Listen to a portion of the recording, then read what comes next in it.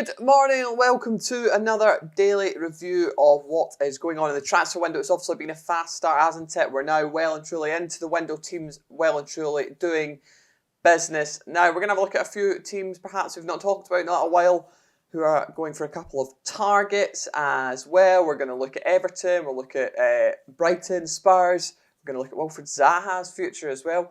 Chelsea as well, going up against PSG once again. There's so much to talk about this morning. But before we do, please make sure you hit like and subscribe. Really helps us out. But firstly, onward with the video. So let's talk about PSG. Let's talk about Chelsea. Let's talk about Dusan Vlahovic, shall we? Because Vlahovic has become one of the targets for Chelsea. He's on the striker list along with Lautaro Martinez and Kolo Muani. And that final shortlist of potential strikers to join at Stamford Bridge. Lautaro Martinez is a striker who is really liked by the manager, Mauricio Pochettino. Not one the board have moved on at this point in time, but is a favourite of Mauricio Pochettino. However, Vlahovic is one that's liked by the board. And now we do know that PSG are moving for Vlahovic. They've looked at the conditions of a deal for the striker. So they are set to battle Chelsea again. Those two certainly like to go against each other, don't they? You've seen the Ziyech issue that happened at the end of the January transfer window. Ugarte ended up going to PSG when they beat Chelsea to his signature at the death of the deal, really, by putting in a big offer for him. And now, of course, Vlahovic is on their radar too. Chelsea could allow him to leave. They've also got Nicholas Jackson who's come in, but it was always going to be Jackson plus one more. And that one more was going to be a more recognised, more confirmed striker than Jackson himself. Dusan Vlahovic is available from Juventus. He is available to move, and they are working on that with PSG now pushing for the conditions of a deal, which is really, really interesting. They've obviously lost Icardi. He's gone to Galatasaray, and they are now moving to replace him. They're moving to bring in another man up front with Mbappe's future. Well, goodness knows what's going to happen there, right? Messi has left, so they need more firepower up front, Paris Saint-Germain. And they're trying to steal Vlahovic from Chelsea, which would open up the options for Kolo Muani, for Lautaro Martinez, if that was to happen.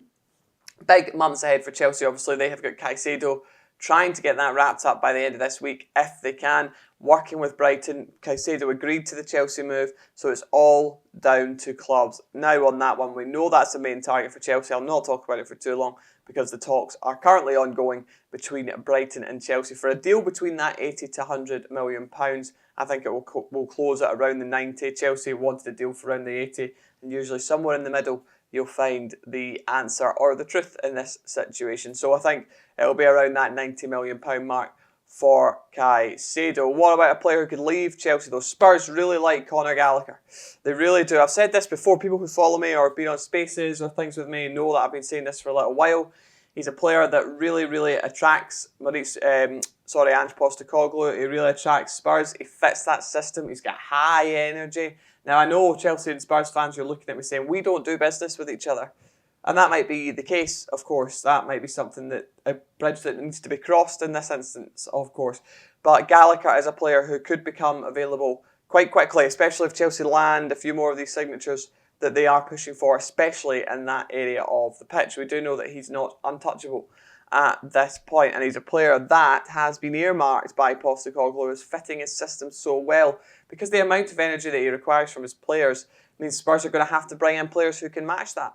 And Conor Gallagher is a player who's a target for Tottenham during this window, potentially. Look towards the end of the window here for this one to potentially happen. You could see that bridge crossed and Tottenham and Chelsea doing business with each other, which would be a kind of a hallmark moment as well for that to happen. Especially since the kind of Luka Modric days, wasn't it? Really, it was that saga when he kind of Levy stopped Modric going to Chelsea and all this. That's kind of where this has really kind of picked up from in the modern day, at least, as well. So, yeah, of course, Conor Gallagher, a player who will be wanted by many clubs, is looked at by many clubs, but won't be available until Chelsea bring in a few more in that area. Of course, they've been in the Lavia hunt as well. We've looked at Cherki as well, look at him as well. Leon, potentially, he's on their list too. I know a more attacking player. So, yeah, Conor Gallagher could leave, and he could be wearing the white of rivals Tottenham Hotspur next season. A player that Tottenham Hotspur, of course, were linked to for a long time was Wilfried Zaha. Steven Gerrard really wants him at Al Ettifaq in Saudi Arabia. That is something they really, really want to do. He's been offered a ridiculous deal to go there, but those talks have slowed and stalled slightly, and perhaps it's looking more and more likely that he stays in England. Of course, Lazio are a team that like him a lot as well. He's been close to that move. He's liked what they've had to offer. Talks have been positive there as well. But he's still training at Crystal Palace training ground. The club are still allowing him to use their facilities, which of course is really interesting considering he technically is out of contract and hasn't signed a new deal that's been put on the table at this point in time. Now, it wouldn't surprise me if Wilfried Zaha does sign a deal at Crystal Palace, but it looks like he's leaving. It seems all things are pointed to him leaving.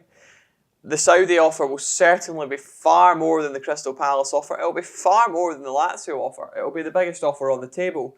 When you know what players are getting paid to go there, you know that offer is huge for Wilfried Zaha to go to Saudi Arabia. But at this point in time, that is something that has been difficult for Steven Gerrard to get a lot across the line at Al Ettifaq. He's not as convinced as maybe others who, like Milinkovic-Savic went yesterday, didn't he, to go to Saudi Arabia. And that, of course, means that he is still in limbo. Big player Zaha would improve many a team, really any team he goes into. So, of course, he's going to have lots of offers. No rush at this point in time. We're only on the 12th of July. But certainly one to watch over the coming days. Speaking of Saudi Arabia, they have looked at Mitoma at Brighton. This has been reported yesterday all over the place. Reported that they're ready to make a move and are going to push for Mitoma. Now, it would be a huge offer to get him out. I do not see Brighton selling him, and I'm also not convinced that Mitoma would go there either. However, the thing about the Saudi kind of offers is they've shocked many people. Jota leaving Celtic, a player who was young, who you would expect his next steps to be in Europe, going, is quite a big part of that as well. I can understand the links. I can understand how, I've said before, Saudi are here to do business. They're not here to mess around. They're not just looking for players who are coming towards the ends of their careers here. They're looking for the next big thing. They're looking to spend big bucks and bring in players really who are young and in their peak and the best at what they do. Look out for Mbappe, for example. I mean, that's something that they really will go for if that becomes an option. But yeah, Mitoma from Brighton at this point in time, I don't see him moving. I could be proved wrong. I've not heard anything that suggests he wants to leave Brighton or the Premier League, and it would be a surprise to me if that does happen. But there could be a big offer for Mitoma at Brighton from Saudi. We shall wait and see in the coming weeks. Everton, of course, they're still doing business as well, trying to get some players in the door. They need firepower up front, don't they? And Danjuma, again, is on the radar. He was on the radar in January, if you remember, all set to go to Everton. And then that big surprise and shock happened where he ended up at Tottenham Hotspur. Still a Villarreal contract until 2026, but we do know, of course, he is available at this point in time, and Everton are looking in his direction for some firepower. He also plays on that left-hand side of left wing, but he also can play up front as well. He's even played on the right-hand side. So a player that's malleable up front in many positions, which is certainly helpful for a club who need more players up front, who need more firepower. And it wouldn't surprise me if you see 2 or 3 come in that position in this window, if Everton can do those deals as well. Anthony Elanga, another player who they're looking at Manchester United for a potential loan. Obviously, the Swedish international footballer has shown glimpses of absolutely brilliant talent at times, but certainly maybe needs a bit more consistency, perhaps a bit more game time, and Everton will feel that they can offer that to him for sure. Sean Dyche trying to get his players in the market. This idea, though, that MSP Capital are funding Everton's transfer window that was being floated about by a few people, in my understanding, is absolutely incorrect. They do not have the lever to do that at this point in time. They are 100% keen and committed to investing in the Everton Football Club. That will move forward as it naturally should, but they are not funding the transfer window at this point in time for Everton. A lot to talk about this morning, a lot to talk about as we keep moving forward to the transfer window. Make sure you follow me on Twitter, links in the description. You can follow Football Insider, all the links are in the description too. And make sure that you are with us throughout this window, I should say, because it's going to get busier and busier and busier as we go on now. But as you can hear by my talking, I'm not quite awake yet and I need more coffee. Right, see you in the next one. Cheerio.